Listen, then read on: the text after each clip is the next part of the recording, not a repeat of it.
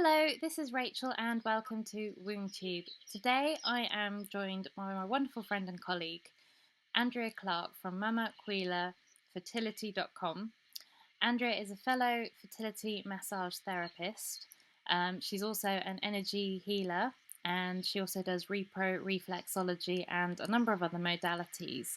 But today we're talking about period pain and how essential oils can help period pain. So Andrea, hello and welcome. Thank you for joining me. Hi Rachel, lovely to be here, thank you. So today we're going to talk about period pain and essential oils, but you have a story of how you helped your own period pain. So I was just wondering if you could share that with us. Sure, yeah. Began my periods, I think when I was about 11. Used to have very bad period pain when I was at school, so the type that I used to faint from. Decided to go on the pill when I was 16. That alleviated the problem. Came off the pill when I was about 21, and really through the rest of my 20s and 30s, period pain most of the time. Usually just day 1 and day 2. It would really start as soon as my flow began. I didn't used to get it before at all, so I don't think there was any pathology there. Had my daughter in my mid-30s, started my cycle again, period pain again, and really wasn't really until I got into my 40s, started becoming more interested in working with women's health and fertility, started working on my own pain, and started looking at the issues surrounding the womb, reconnecting with my womb, doing womb blessings with Miranda Gray, clearing out old energies that I felt were stuck there, using castor oil packs, essential oils. All of those things combined together and really helped. And I would say within 2 cycles, the pain stopped. Wow. And haven't had any pain since, I think, for maybe 1 cycle. So that was probably about 4 years ago. Perimenopausal now, so just hanging on to my last few bleeds, I think. Wow. Thank you for sharing. That's quite a sort of dramatic story, and I can certainly empathise with the fainting and things. So, thank you. And I'm glad it's led you to women's health and hormones and helping with periods and fertility, because it's such a rewarding area to be in. It absolutely is. Yeah. Okay. So moving on to essential oils, you've got your top 5 oils you're going to talk to us about. But first of all, do you want to tell us how to use essential oils safely? What I've actually sort of put together is so that I've gone through all the oils separately and put the little caveats with each of the oils, if that's okay. That is perfect. Because there's slightly different things with each of the oils, so I was going to go through that. But generally, these oils, the oils that I've chosen are all to mostly degree non-toxic, non-irritant and non-sensitizing. So they're all pretty safe oils, but again, I'll talk about those when I talk about each oil individually, if that's okay. That's perfect. So what's your number 1 oil for period pain? My number 1, I'm just going to go through my list because they all have their own special qualities. Each of them, they all have their special qualities, and I think it's really important to also choose oils that you're really comfortable with, you like the aroma of, and you might well find that using a blend is preferable to using a single oil. That way they work more synergistically together, and you get a deeper, richer experience if you actually blend some oils together. So the ones I've picked do kind of all work together as well. So the oils I've picked are lavender, clary sage, geranium, sweet fennel, and Bremen chamomile. So do you want me just to go through from the top? And I think so, yeah. Is that okay? That's fine by me. Okay, so I'm going to go with lavender to begin with. So this is probably one of the safest oils that you can use. So non-toxic, non-irritant, so it doesn't irritate the skin. Non-sensitizing, so that basically means that it doesn't, with repeated use, sensitize the skin. It's very good for stimulating the menstrual cycle as well. So top qualities or properties, we would call them, of lavender oil: analgesic and antispasmodic. And so what it's does also, that mean for our listeners? okay, so analgesic means that it stops pain. Antispasmodic means that it's actually going to stop the cramping. Wonderful. It's an emmenagogue, and that means that it helps to promote and regulate the menstrual cycle. So that's a really important feature. It's also really nice in terms of easing stress. It's sedative in its quality. It soothes the nervous system. It's really easy to get hold of, and has very low toxicity. Just wanted to say, with all of the essential oils that you buy, you need to make sure you're buying 100% pure essential oils. Yep. And or organic. That's entirely up to you, but it needs to say on the label 100% pure essential oil. We're not going to take them orally at all, and we're going to use them blended in a carrier oil. So the carrier oil is going to be something like almond oil. Yeah, grapeseed if you're allergic to nuts. Yep, grapeseed, or you can use coconut oil. Mm-hmm. So that's a really nice one. So you want to first press extra virgin oil if you're going to use coconut oil. Yeah. You need to make it liquid, so you need to heat it up, and then you can add the essential oil to that, and then it will obviously solidify. When you put it in your hands, it will liquefy again. Yes. Or you can use a base lotion. So that kind of, if you're going to be using it as an abdominal massage, it means that it soaks into the skin quite readily and quite easily. So you don't have to sort of wait for the carrier oil to get taken up by the skin. So that's quite a nice, easy way of doing it with base lotion. So it wants to be fragrance free. It's not an ordinary moisturiser. Yeah. Do you know any good lotions that people can find easily? What I recommend is probably the Neal's Yard one. Mm-hmm. So it's a face and body lotion. Yep. It comes in 2 different sizes. What I would suggest, if you're going to be using them for abdominal massage, is that you just make up maybe a 20 milliliter amount, because as soon as you start adding essential oils to a carrier oil or a base oil, it's going to shorten the shelf life of it. So if you make up maybe 20 mils, you can get a good amount of drops in there. We'll talk about quantities of drops in a minute, but it's easier to make that kind of quantity. And what was I going to say? Yeah. I was going to ask about storing it once it's mixed up. Do you agree with storing oils in somewhere cool and dark? I think if you're just making up a little blend, it's not so important. So 20 mils, you might use that in 2 to 4 sessions, depending on the area that you're covering. So if you were using it on the abdominal and the back area, you maybe use 5 to 10 mils. So you're going to use that in 2 to 3 sessions. So I don't think it's too important. If I would leave it in a little container that was covered, preferably, airtight possibly. But if you're only going to make up blends for 2-3 days, I don't think it is as in. But to keep the aroma, you want it to be in a steel jar if possible. Wonderful. So how would you recommend using the lavender oil? You've mentioned the dilution, but where would you apply it? I would apply that. I think it depends where you are in your cycle. Mm-hmm. It depends whether you're actually using it for the period pain itself whilst you're having that period pain.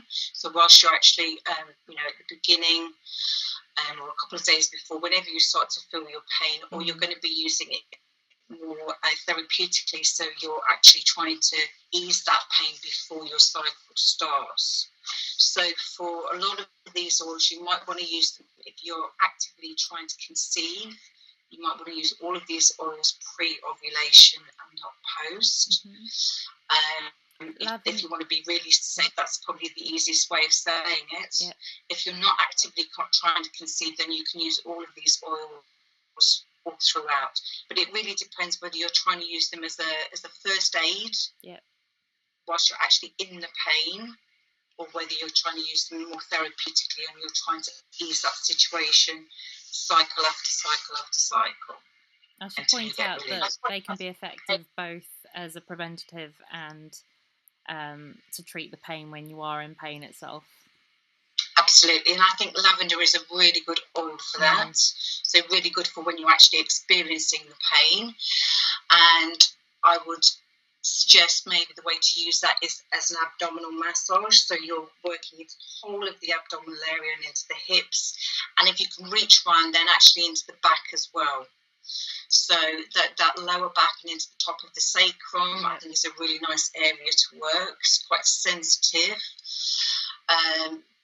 You can get your partner to rub those areas for you on your back as well. That's really nice when you're in that kind of pain. Different women will experience their menstrual pain in different areas, and for me, a lot of that's to do with the position of the uterus.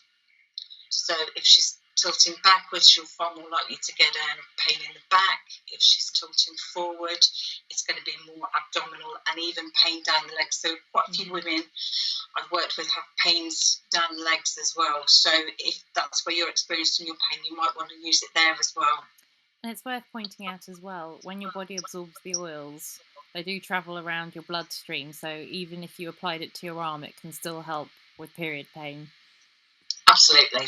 In fact, I remember when we did aromatherapy years ago, we did the rubbing the garlic on the foot, and 20 minutes later you can taste it in your mouth.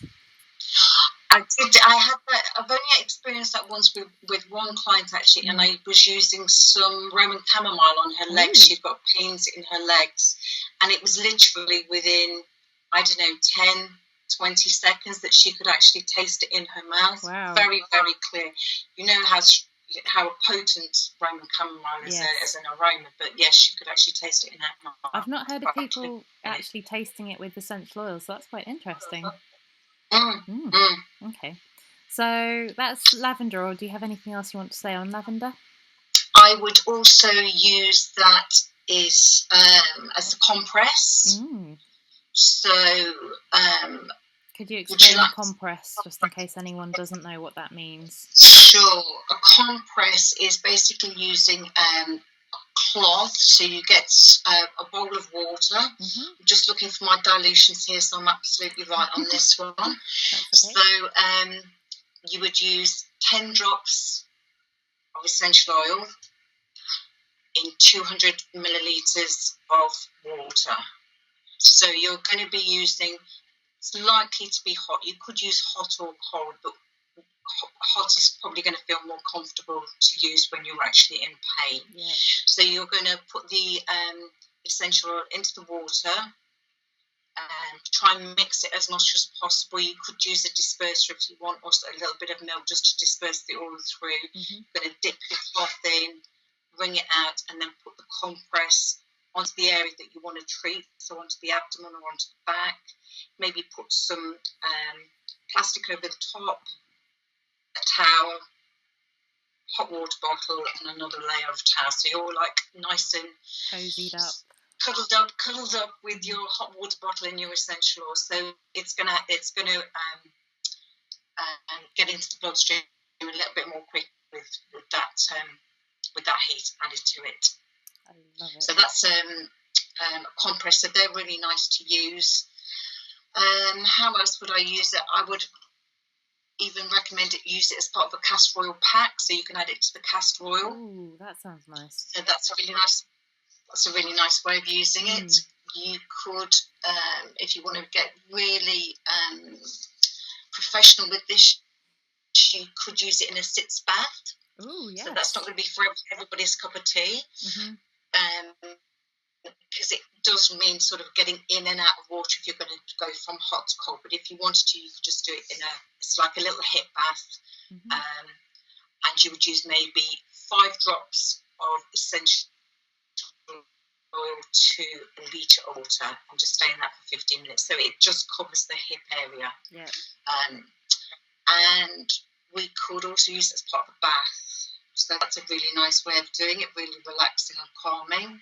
So 8 to 10 drops in a full bath of water.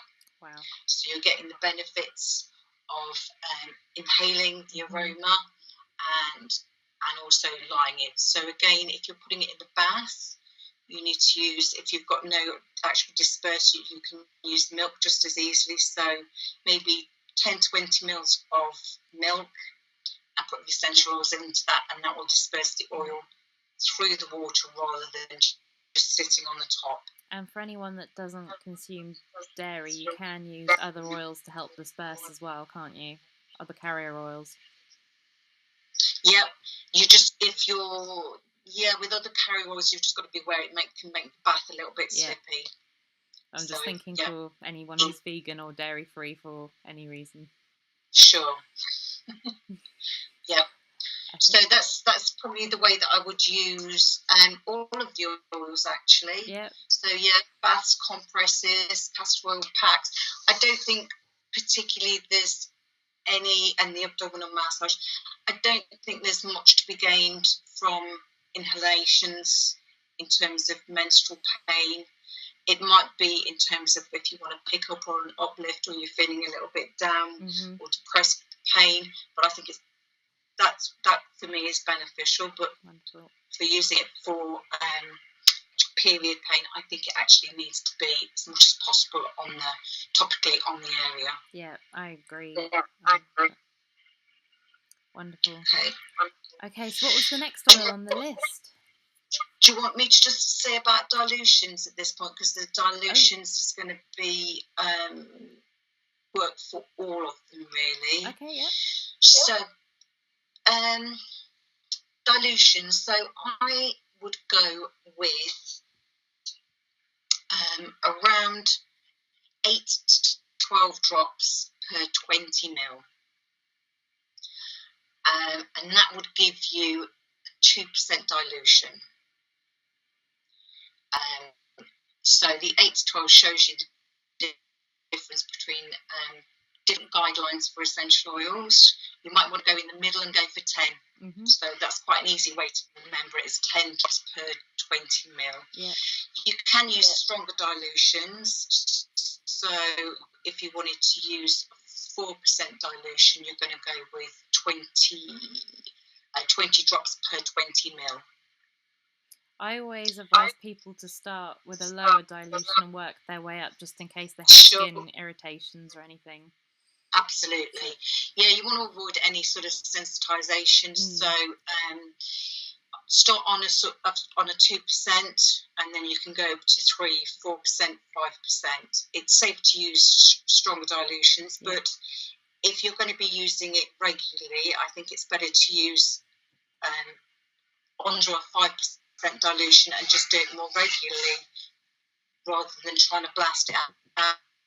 Essential oils aren't, the more you use the better.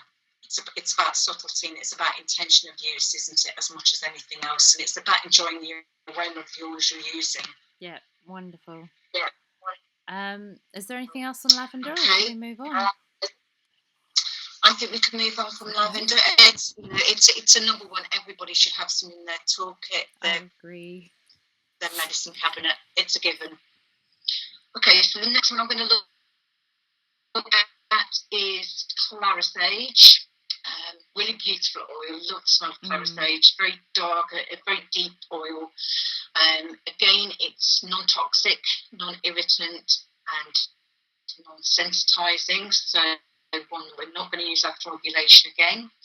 So it's antispasmodic, so it reduces spasms. It's sedative, so it sedates. Again, it's an emmenagogue, so it regulates the menstrual flow.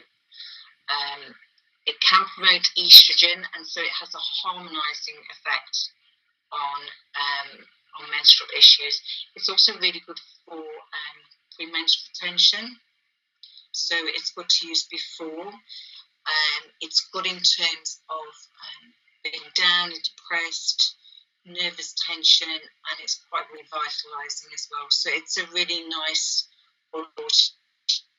It blends very well with lavender, so that's a nice blend to make. The oils I've chosen, I've tried to choose oils that are quite readily available. They're not too expensive, and so women are far more likely, hopefully, to use them than anything that's too specific, and they're only going to be able to get it from very specific sites. So all of these should be relatively readily available. You might have to go online. Neil Shod obviously do a very good. They do, and they're good quality as well. Yeah, absolutely. Okay, so the uses are the same, so I'm not going to keep on repeating this. So we're going to use that for abdominal massage. We're going to use that as a massage blend for home. We're going to use it in the bath, compresses, castor oil packs, and sitz baths. Wonderful. And any different dilution there? We can use the same dilution.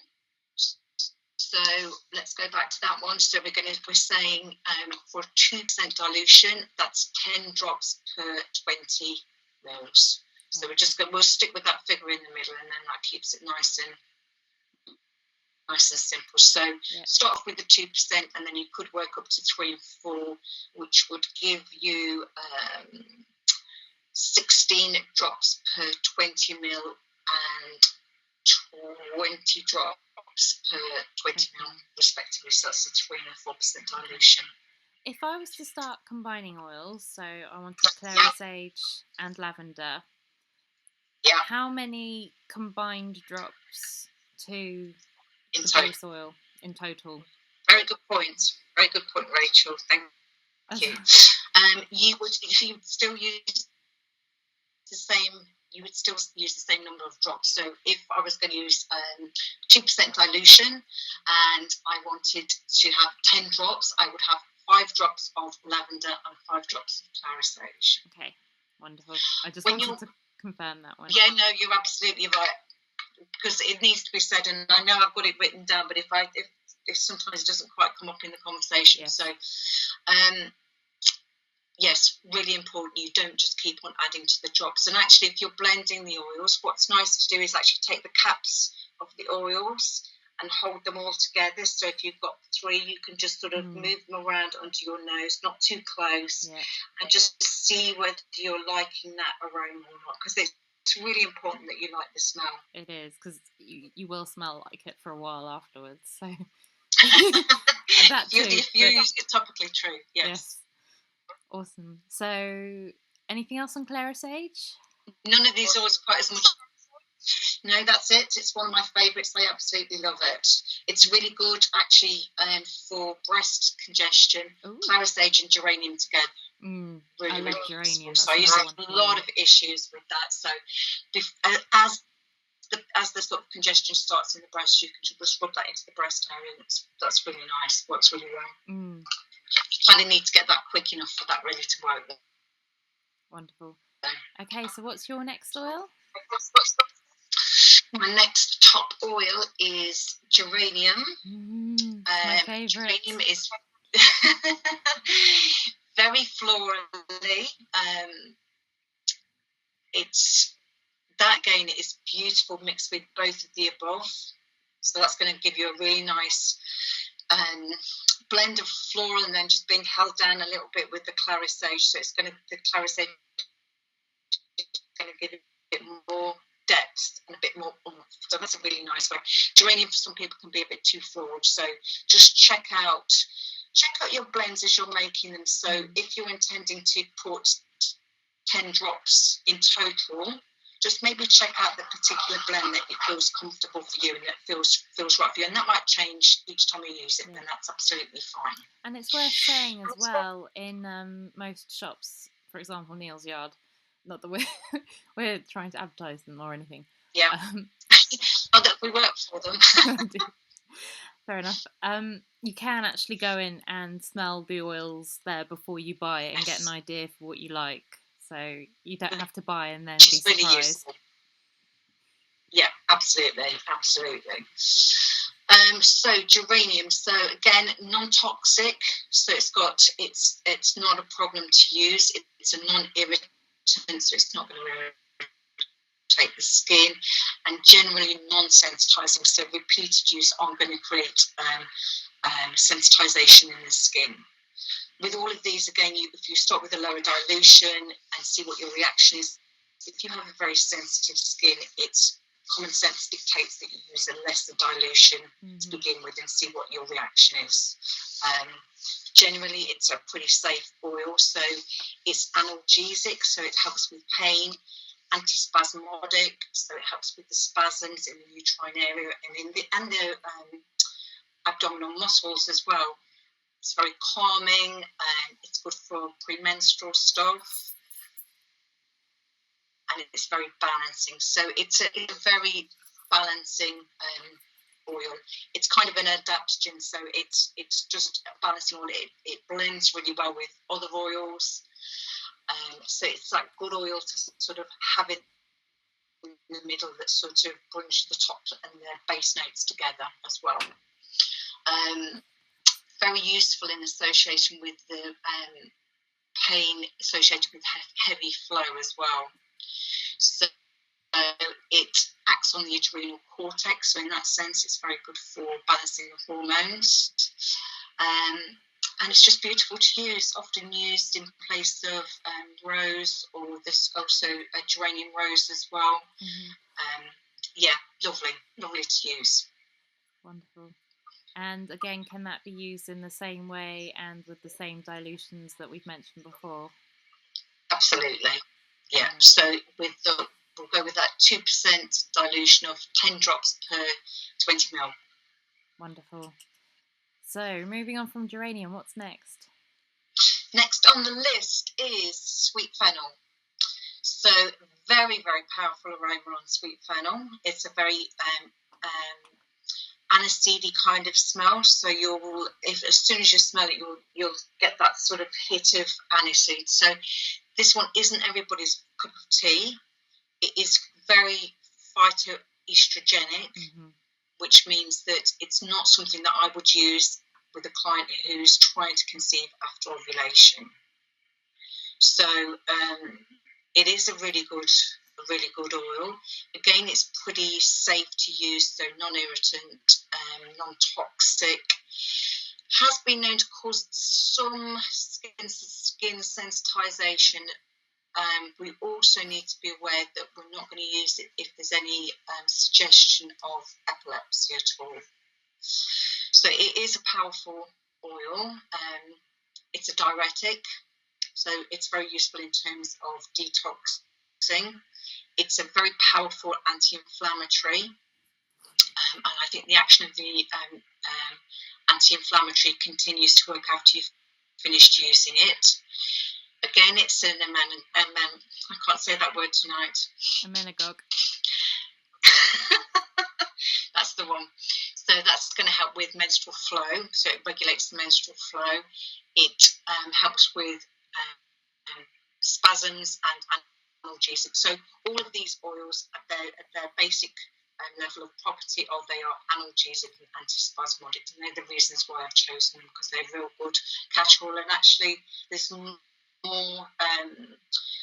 research being done on these oils probably than any other ones in terms of dysmenorrhea or period pain. So there's quite a lot of not quite a lot, but there is research into the efficacy of using these oils. So that's sweet fennel.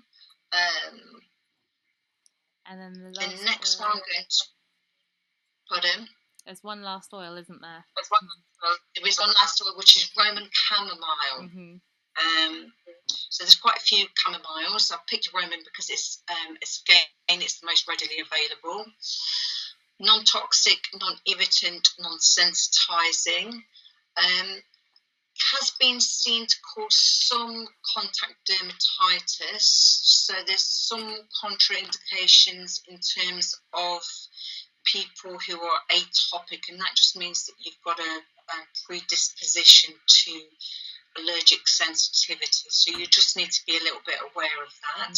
So again, maybe start with a lesser dilution, or if you're adding it to a blend, use less drops of the Roman chamomile. I certainly wouldn't be making 2% dilution of Roman chamomile on its own. I think that's best blended with 1 or 2 other essential oils. Maybe so with the sweet fennel as well, actually. And because it just takes the aroma down a little bit and makes it a little bit more acceptable to the smell. Yes, indeed. So properties of Roman chamomile, again, antispasmodics that helps with the muscle spasms. It's calming, it's sedative, it's anti-inflammatory. Good again with premenstrual stress. So a good blend for, well, actually there's some research on it, I was reading that today, is to use a blend of clary sage, geranium, Roman chamomile and lavender. So just cutting out the sweet fennel from that, and that is a really good blend to use for premenstrual stress and then going into menstrual pain. So if you're not trying to conceive, you could use that through that whole period. So like from week 3, so after ovulation, you could use that right the way through. Yes, and I'd just like to point out as well, lots of people consume chamomile tea, which is a wonderful tea in itself, but don't make a tea from the essential oil. No, we're not ingesting any of these oils. They're a lot stronger in oil form than they are in leaf form, so I'd just like to point that out because I know a lot of people love chamomile tea.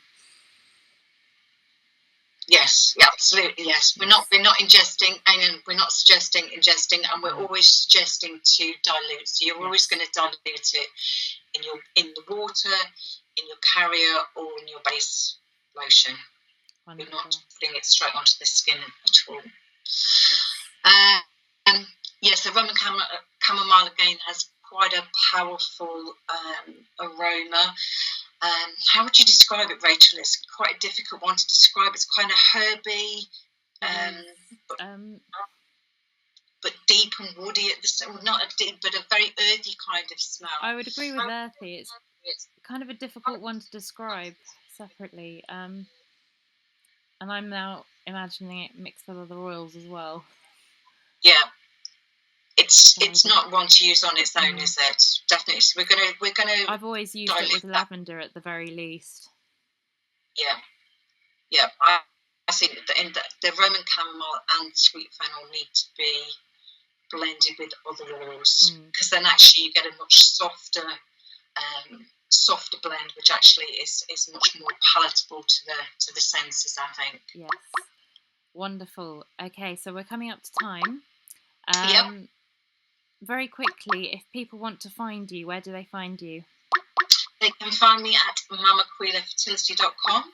I've also got a Facebook page, which is Mamaquila Fertility Natural Health and Natural Health. So again, Mamaquila Fertility and Natural Health. So that's a Facebook page. Wonderful. I'll put a link below as well. And yeah. Wonderful. Andrea, thank you so much for your time. It's been wonderful chatting to you. I'll put the link below so people can find out more about you. It's worth pointing out as well, you actually had a list of oils. It was very hard to find 5, but if people want to find out more, do get in touch with Andrea because it's one of her specialty areas, especially in women's health. So it's been wonderful chatting to you and thank you so much. Thank you. Take care. Take care.